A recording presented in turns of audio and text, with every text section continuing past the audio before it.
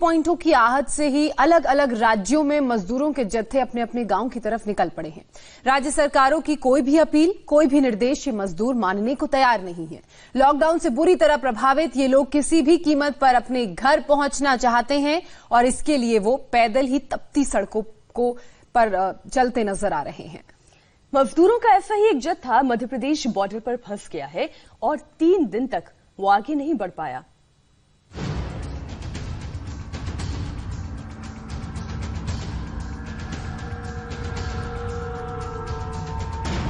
कहीं बॉर्डर पर मजदूरों, गरीबों, मजलूमों की भीड़, तो कहीं सैकड़ों किलोमीटर का पैदल सफर।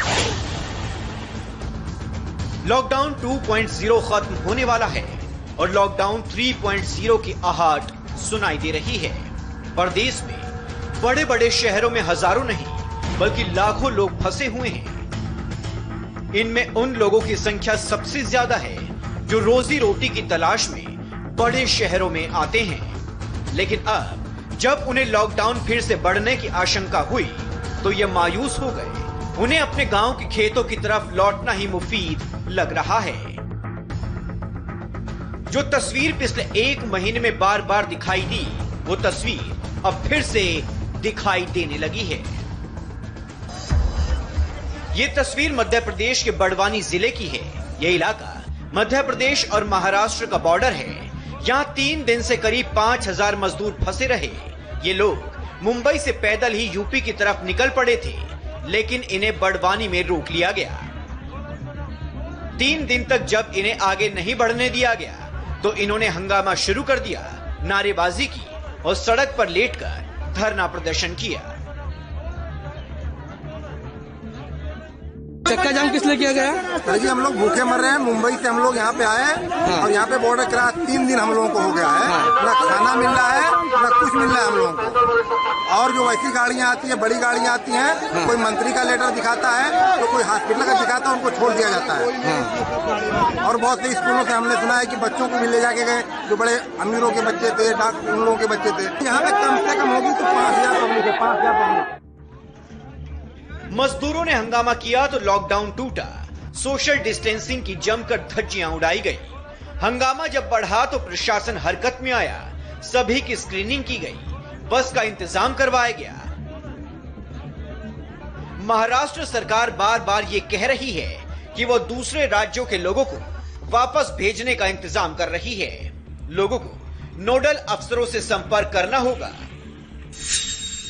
लॉकडाउन की वजह से आप महाराष्ट्र के बाहर हो या महाराष्ट्र में हो, जहां भी आप अटके पड़े हो, उसमें हो परप्रांतीय कामगार यानी माइग्रेंट लेबर, स्टूडेंट्स, यात्रिकरू या अन्य नागरिक, इनको जिनको भी अपने इच्छित जगह जाना है, वो लोग कलेक्टर की परवानगी लेके अपने अपने गांव में जा सकते हैं।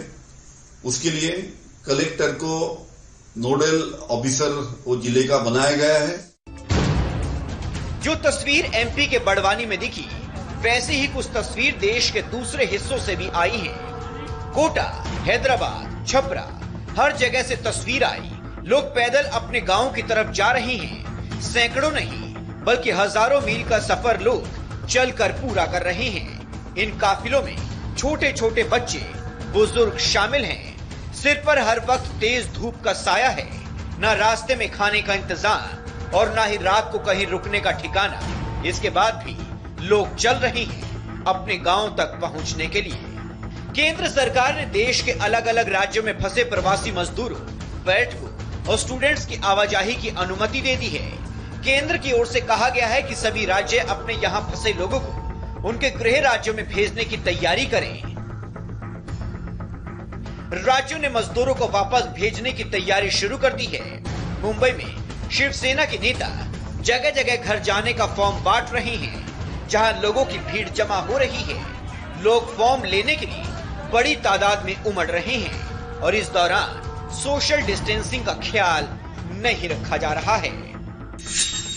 इस वक्त हम मौजूद है मुंबई के नेहरू नगर कुर्ला इलाके में, जहां पर आप देख सकते कि ये यहाँ पर शिवसेना के विधायक है मंगेश कुडाकर, उनके दफ्तर की ये शाखा है और यहाँ पर लोगों को जो स्थानीय मजदूर है, जो पर प्रांतों में रहते हैं, उनको फॉर्म दिए गए हैं। उस फॉर्म में ये लिखा है कि आपका नाम, आप कहाँ रहते हो, आपको कहाँ जाना है, कौन से गांव जाना है, मोबाइल नंबर, एड्रेस, ये सब उसमें लिखा हुआ है। आप देख सकते हैं कि कई सारे जो मजदूर है और कई सारे जो लोग हैं यहाँ पर मौजूद है, अपना फॉर्म लेके जाने के लिए यहाँ पर आए हैं। थोड़ी देर पहले यहाँ पर ज्यादा लोगों की भीड़ थी, लेकिन पुलिस यहाँ पर आई और पुलिस ने लोगों को यहाँ से खदेड़ दिया है।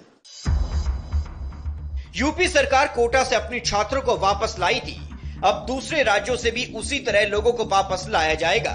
राजधानी दिल्ली में यूपी सरकार ने अपना कॉल सेंटर बनाया है, जिसके जरिए लोगों की वापसी का इंतजाम किया जाएगा। ये कॉल सेंटर 24 घंटे चल रहे हैं। 2 दिनों में इसके जरिए 40,000 से ज्यादा लोगों से संपर्क किया गया है। फिलहाल लिस्ट तैयार की जा रही है कि दिल्ली के किन हिस्सों से लोगों को यूपी के किन हिस्सों में छोड़ा जाएगा। एक